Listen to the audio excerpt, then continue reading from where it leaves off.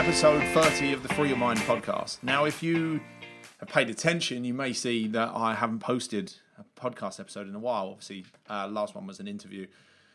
And there's a reason for that, actually, because I've been doing this for like around 10 years. And I've shared that journey with you guys. I always share everything. And I never pretend I'm the finished article. I never pretend there's an end point, because I don't think there is. I'm fortunate enough to learn from some really awesome people that are like in their 70s, and they're saying the same thing. So that's quite reassuring, because it's reassuring to know in some ways that you will never be perfect, and there's no point trying to be. And for me personally, it feels exciting. It's like every single time I see a new part of myself, every single time I grow in some area, every single time, with every age, with every year, with every time you do something new, get a new client, start a new business, have a new kid, the child goes from 7 to 8, there's different challenges, right? You've probably experienced that. Life continually changes. You're always changing. We're always changing. We're always growing. I love that, because it doesn't look to me like, oh, I've gone back to square one. Oh, now I'm doing okay. Now I'm not. Now I am. Now I'm not. It doesn't look to me like that. It doesn't feel to me like that either. And I don't see that in my clients. So if that is you, I don't really know what to say about that. Maybe, you just keep going and there's something you're not seeing. And then when you see it, right? That's cool. But for me, it's like every time I think I'm happy, I find more happiness. Every time I think I know who I am, I find more to myself. Every time I think I know what I'm talking about, I also know I don't know what I'm talking about, because that's just egoic delusion. But every time I think maybe I do know what I'm talking about, I find something new, and I'm like, holy shit, it's exciting. There is the imposter voice that says, you don't know what you're talking about, you've been a fraud all this time, you've got no idea, you need to delete all your previous podcasts, because now people are going to listen to them and realize you're talking shit. That voice shows up, right? Well, that doesn't feel true to me, and the word "feel" in there is probably going to become quite. The word "feel" in there is probably going to become quite significant. There we go. I said the sentence. Every time I think I know what I'm talking about, I find something new, and I use this. I use podcasts. I use really my whole business, my clients, my whole conversations are not necessarily that I know best, I know better, although I might. It's more a case of I'm on this journey and we're on it together. We travel together. Maybe I've seen where you are right now. Maybe I've been there years ago, and I get that, and I see the terrain. Maybe you're a couple of steps behind. Sometimes I find clients are almost walking side by side, and we're both looking at each other going, don't know, what do you see? Like, it's an exploration. It's a fun exploration. And then it's a discussion of, holy shit, I've just seen this and I didn't see that before. That's kind of where I've been. I find sometimes what got us here won't get us there. Like in some more logical scenarios, how we parented a freenager, terrible twos or freenager, I quite like that phrase, is different to how you parent, say, an 8-year-old, a 9-year-old, a 10-year-old, 11-year-old, and then compare that to, a 15-year-old. I can't go beyond that because mine aren't older than that, but it's different. How you are in your relationship for the first 5 years is different to how you are in the relationship for the next 5 years or the next 10 years. What got, people successful to some level doesn't work anymore when they get to a certain point, because now they need staff, or now they are moving to a managerial role, and before they was in a sales role, or etc. You get the point, right? Life needs more from us sometimes. We change, we evolve, we grow, we have new insights, we have new understandings. What we want changes. What was important to us changes. What got us here doesn't always get us there. That's my point. I kind of over-egged the pudding on that point, but I just like to make sure people get it, and they can relate. So where I've been is just, I'd kind of said everything there was to say. It was like, record a podcast. I've said it all. It's all been said. Just listen to the podcast. Go back and listen to it all again. Like, there's nothing left to say at this point in my life. But at the same time, I knew there's something I'm not seeing. There's something I'm not seeing. It's like I've almost explored the terrain at this level. There has to be more. There is more. And I could see parts of myself that I hadn't noticed before. There were new challenges for me that I hadn't seen before. And I found myself back at the familiar place. This might make you laugh because this is the ego's job. I found myself back at the place of, is this it? Is this it? And I'm going to be totally honest with you. I always am. My wife tells me I'm sometimes too honest, but you know, it's what it is, right? I found myself thinking, right, so I know all of this stuff. I've changed in every way. I've changed my relationship. I'm at the pinnacle of health.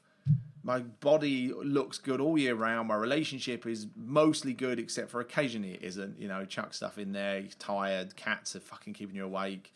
Who knew cats are like having kids? We had a few disasters. Max needed an operation on his tongue. He got infected, then broke his wrist, blah, blah, blah. You know, life throws shit at you, right? So, of course, I'm not going to say that we are dancing around happy all the time.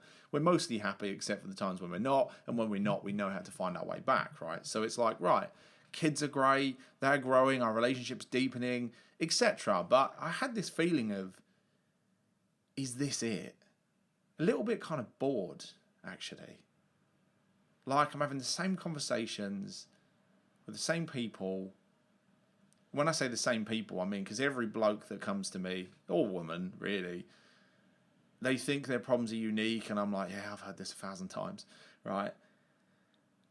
Which is cool, because I can help them, and none of this is a reflection on them, by the way. It was a reflection of, it was more, this is interesting, because I know this isn't actually how I feel. I know that none of what I've just said is actually true, and I know I've pointed to that in previous episodes. None of this is actually true. It's thinking, but why? And I couldn't, I was using everything I knew, leaving it alone. You're just in your thoughts, etc. But for some reason this time,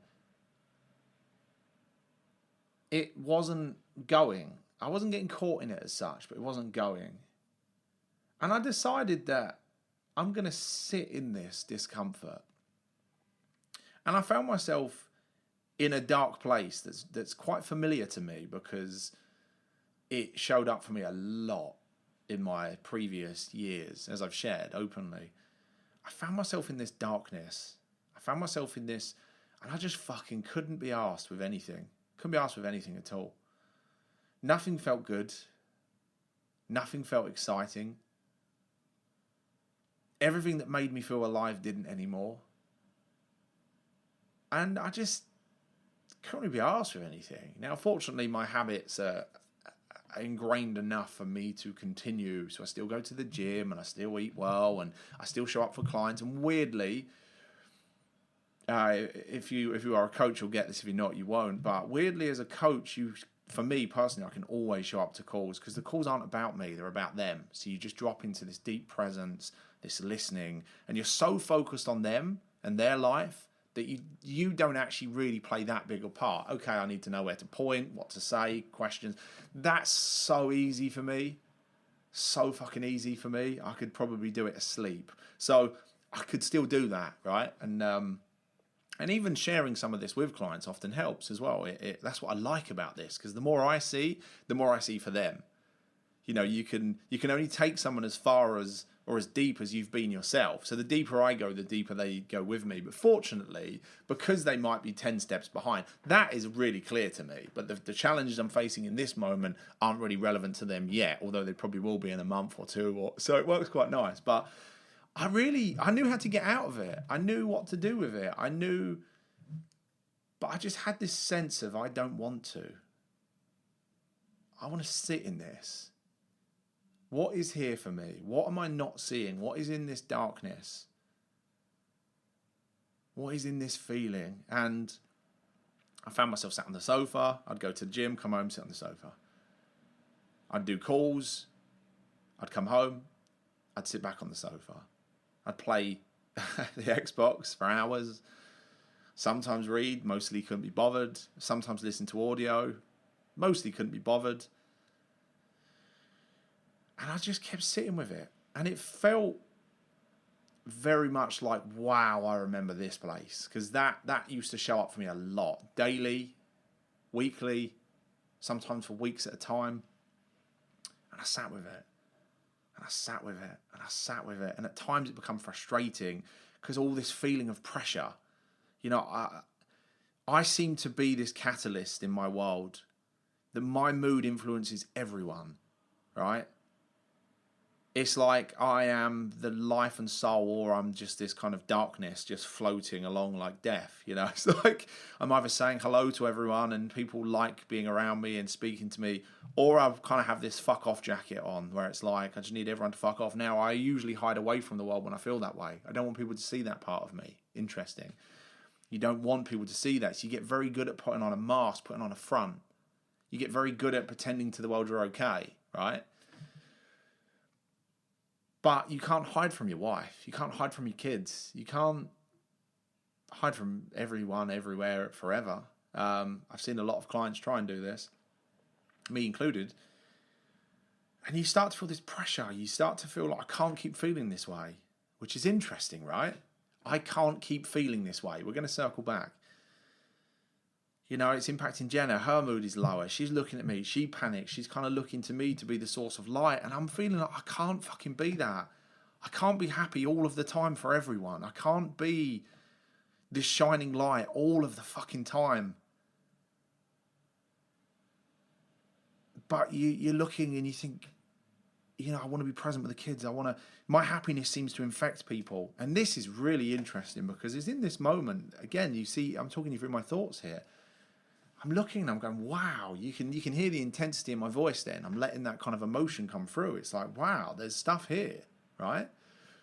There's stuff here that I'm not seeing. That I can't feel the way I feel. My book that I still haven't finished, by the way. And the reason I haven't finished it is because it was really awesome until I'm now looking back and realising it could be even better. So it will get done when it's done. It could be a year, 5 years, who knows, whatever. It's not something I really put pressure on. But the book title's Winning the War Within. It's like, my good old friend, you know. It's like, I feel this way, but I cannot feel this way. I'm not allowed to feel this way. I don't have space to feel this way. I can't show anyone I feel this way. I can't allow myself to feel this because I have to do X, Y, and Z. I have to make money. I have to be a good dad. I have to be a good... And it comes back to that pressure. It's like, I want to feel this, and I currently feel this, but I cannot feel this. So what we do is we suppress that. We squash it so far down that we don't feel anything. Right? We can feel depression. We feel nothing. I mean, beta blockers and any kind of medication for anxiety and depression do the same thing. It's like, yeah, you don't feel shit, but you also don't feel good. You just feel, You know, and we can do that to ourselves. Sometimes that's a trauma response. If we've, experienced trauma growing up, if death of loved ones, death of parents, divorces, etc. I especially see it in men, but not always. It's in both genders. But men, there's a little bit of conditioning. I look at women, they cry around each other, they tend to support each other, not always, but mostly. Men, you don't do that. You deal with it yourself. I do this all myself. We tend to take on this kind of lone wolf. I'll carry the load of everyone, and I won't talk to anyone about this. You know, and I think that's largely why suicide rates are higher in men. But where was I with this? So going back a second, it's like this fight within ourselves that we cannot feel. That's where I was going. So we suppress it, right? Now, sometimes that bubbles up and comes out somewhere in anger, in rage. Sometimes we get these compulsions to just fucking eat everything or shag everything or smoke everything or sniff everything. I'm not saying all of those things. I'm not saying I do those things. I'm just saying those are the, fortunately, those are the compulsions that can show up. Like eating, addiction, alcohol, whatever. It can be video games. It can even be self-help and spirituality. Sometimes we can use that as a drug. I think it was Russell Brand said we can turn anything into heroin. Absolutely, no shit, right? We can self-medicate with that stuff to escape from the pain. You know, we drink and then we feel nothing, right? We feel happy. We forget our stresses. Our thoughts quieten down. Some people find that on a come down or a hangover, they're so numb the next day, they couldn't give a shit about anything. So sometimes we can self-medicate and self-soothe using temporary solutions that become long-term problems. But other times we can just suppress it and just feel depressed, or we suppress it and it just comes out in bursts. And this fascinates the fuck out of me because it made me realise that here's me changing lives and helping people to change their lives. So what I'm doing obviously works. And if you love my podcast, you obviously know it works, right? Otherwise you wouldn't be here. So what I'm saying is helping. And it's obviously got us to hear, or got me to hear, or maybe it hasn't even got you to hear yet. But so this podcast will make sense in a year from now, or 6 months from now, 5 years from now, 2 weeks from now. I don't know, right? But there's no disadvantage. Maybe this will speed up your journey and you won't take 10 years to see this. But I realised that I actually wasn't fully in touch with my emotions. I actually wasn't fully in touch. I was very much in the thoughts, and thoughts create reality, which is still true. But I didn't allow myself to feel. I didn't check in with the feeling. I didn't like that darkness. I didn't think there was any usefulness to it. I didn't think there was any guidance there. I didn't think... And it could become a trap, by the way. Wallow in it, turn into a victim, etc. Overindulge in it. I mean, that could be... a whole other side to it, but that's a side to it that I don't personally see. So, because I don't tend to kind of be there long. But the point of this podcast is probably number one, to acknowledge, people say, I think people sometimes think there's an end point and there isn't, but that's a really fucking cool thing. Because you probably tell by this excitement, this happiness. It's like, I thought I'd completed the game, and then you find this bonus level and you're like, oh, wow, and from that point, oh my God, how I felt, the emotions I felt, the aliveness, some of the challenges that I just thought I'd accepted. That's just me. I'm okay with that. And I see it in this new light and I'm like, holy shit, those challenges have gone. I thought I had to deal with them forever. That's really fucking cool.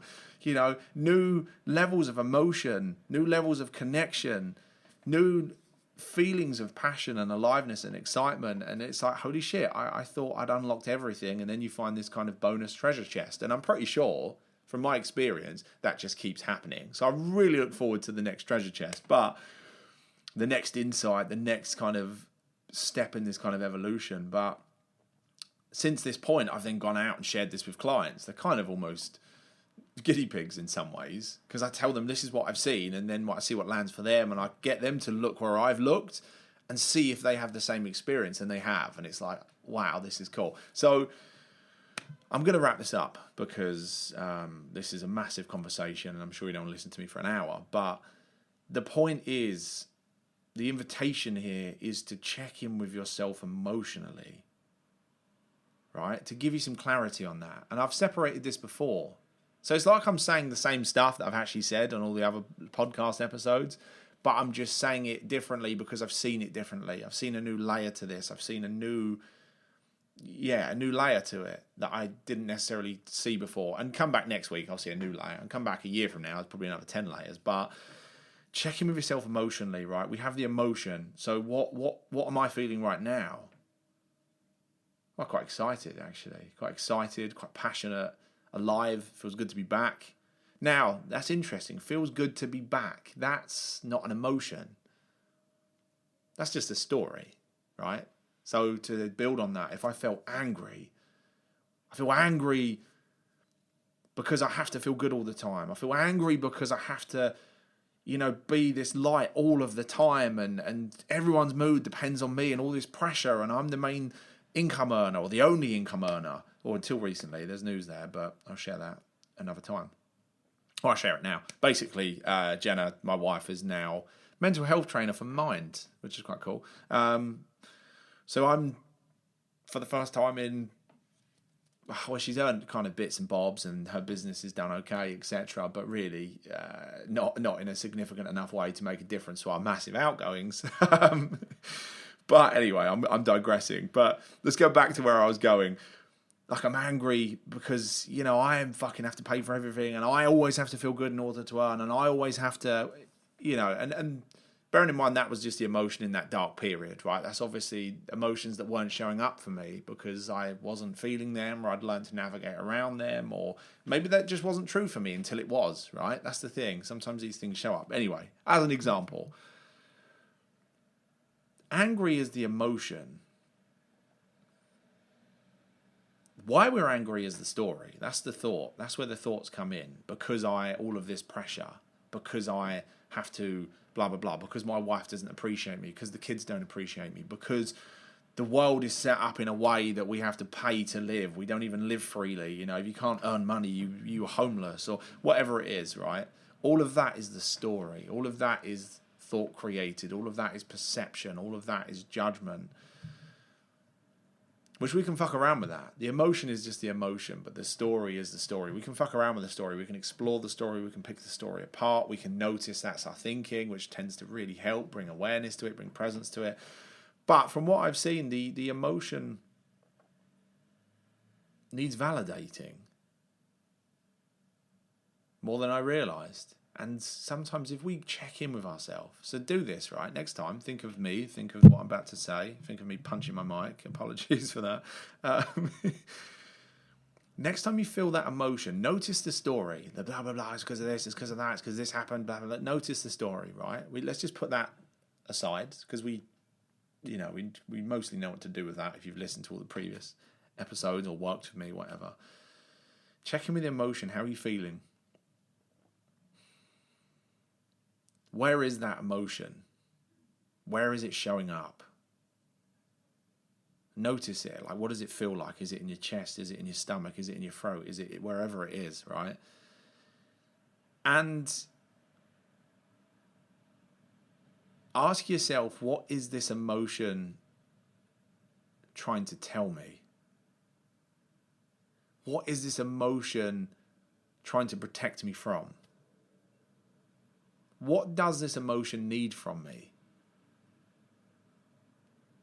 And just listen for the answers. Don't listen here for the answers. Well, it needs this and that, and James said it. No, that's the wrong place. We're lost again, right? Listen for the answers on a deeper level. You'll have to let me know how you get on with that, because that'd be interesting. Now, there's obviously more to this, and there's only a limit I can do to, podcast when you're not in the conversation, in my program, on the phone, whatever, right? It's not that easy for us to, really find the intricacies of these conversations, because in this moment, I'm actually just talking to myself, right? But you just happen to be hearing it like I'm talking to you because I'm coming out of your speakers or headphones. But, let's acknowledge there are some limitations. However, we can still, get some form of insight, clarity, understanding. You can still take some of what I teach and use it. But to circle back and to wrap this up, it's been like a kind of therapy session today. I hope you've enjoyed that. To circle back,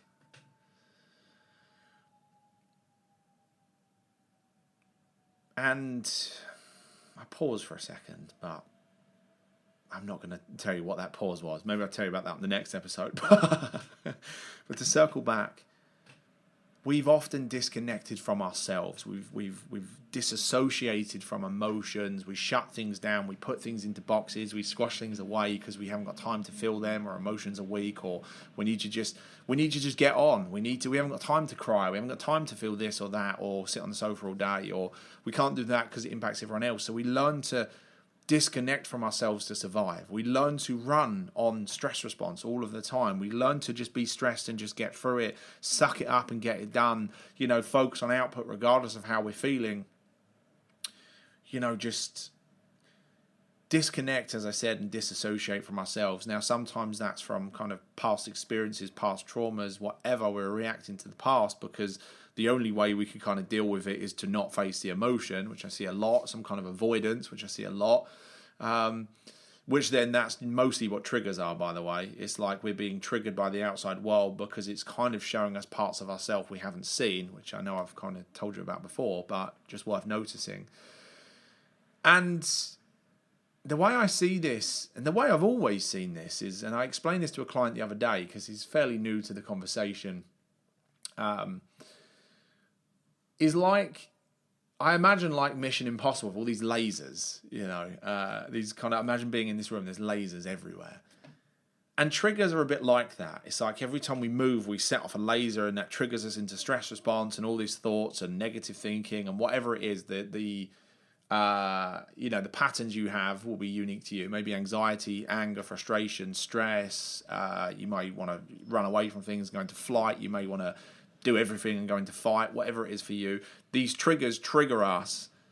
And sometimes this work is just taking away those triggers, taking away those lasers so that we can actually move through our life without being triggered, without finding ourselves stressed, without feeling all of this kind of roller coaster of emotions. The more we can take away those triggers, the more free we are to just enjoy our life and be the best version of ourselves and be that happy, calm, compassionate, caring, fun, motivated person, or whatever the best version of you is. That kind of words that resonate with me. And suppressing and avoiding emotions, not doing this work, not being in these conversations, right? Not having a coach like me or joining a program like mine or whoever else is. It doesn't have to be me, although I am good. So, you may waste your money and time elsewhere. But avoiding all of it just means we can get very good at navigating these lasers. We can get very good at, even being triggered and pretending we're not. I'm fine. I'm going to get this done. And for some reason, sometimes we don't want to look at these triggers, these lasers, these whatever. But really, for me, that's the name of the game, is finding. And as I said, as I've demonstrated in this conversation, which I actually don't feel fully comfortable sharing because I've got all sorts of thoughts coming up saying, you're a fraud and now everyone knows it. But that's why I say, if you don't want to feel like an imposter, just don't be full of shit. That's why I'm so honest. I'm not pretending to be some kind of Buddha, or I'm not pretending anything, actually. I'm just openly sharing, this is my journey, and I happen to know some shit that helps people, but trust me, I'm there with you. I might be a few steps ahead, or we might be side by side. Who knows? I don't know. But but going back to it, we'll always find new triggers because, as I said, our life changes and we change room. And you walk into a new room, maybe that's a new baby, maybe that's a new business, maybe that's a new wife, maybe that's divorce, maybe it's death, maybe, I don't know what it is, right? We walk into a new room and it's like, oh no, lasers everywhere. Or sometimes we think we're like, no lasers, and we're not looking behind us. And you turn around and you go, oh shit. Or you trigger one you didn't even see and you're like, what is that? That's kind of what happened to me, really, is I triggered some triggers that obviously put me in some kind of darkness. And normally, rather than stay in that and find out what's here for me, I normally get myself out of it. And this time, I don't know why, call it deeper mind, call it intuition, I decided I'm staying here. And I'm going to venture through this darkness with what felt like a little candle and see what I can see. And I'm fucking so glad I did. So maybe it's just a reminder of staying in the game, staying in the conversation, enjoying the journey. This experience of self-awareness, self-growth, spiritual awareness, spiritual growth, whatever it is just, for me, the most rewarding experience. And most of my clients, it becomes a bit of an addiction, but obviously not in a negative way. It can become negative, but I've not personally seen that. I'm just thinking, I'm sure someone could make it negative somewhere, somehow. I guess the thing to look out for there is if you think you're broken and you have to do all of this to be okay, that could be the negative, as opposed to you are doing fucking awesome right now, right? There is nowhere to get to. There's nowhere to go. We can do extraordinarily well even without this conversation. Even without doing any of this work, we can still do it. We can still survive. We've lived for, hundreds of thousands of years, clearly. Maybe things are different, but let's not go into that. We can do it. So there's nowhere to get to. There's nowhere to go. There is already, you are good enough as it is. You are enough as it is. You are kind of worthy and lovable and all the emotions that sound melty, but actually on a deeper level, if we allow ourselves to process those words, they actually are what we're looking for. We're just looking to be loved and accepted by ourselves and people around us, right? So there's no way to bring that to this. Bring a love, bring a compassion, bring an acceptance to who you are and where you are, but also bring a curiosity. A curiosity as what else is there to see. How much more can I become? How much more shit can I scrape off myself and get back to that kind of purer sense of who I am? Anyway, that was long, so I'm going to shut up. But thank you for being here. If you enjoyed this, let me know. I love hearing what people hear in it, the insights, thoughts, etc. That felt more vulnerable, probably because what I've just explained to you happened sort of the back end of last year. Maybe, I can't really remember now, but I'm sure it was kind of into the beginning of this year. So it feels quite fresh for me, although at the same time really quite exciting. So I'm going to shut up. One last thing is I am going to be launching Superhuman Program again. It's in a slightly different format this time. 8 weeks, group calls, all the modules, etc., which I'll tell you about closer to the time. But if that's something you're interested in, if that's something you want to be a part of, if you've been in these conversations and you think that you want to take this further, I'll put a link in the show notes. So if you're on YouTube, they'll be in the description. If you're on iTunes, it'll be there somewhere. Spotify, I think, in the description as well. Wherever else you'll find it. I'm going to put a link there for just a waiting list, essentially. So just put your name on there, number, and tell me why you care about joining, why you want to be in it. And then I'll contact you nearer to the time, and we'll speak about what that entails. Anyway, pleasure being here. Pleasure being back, actually. I'll speak to you soon.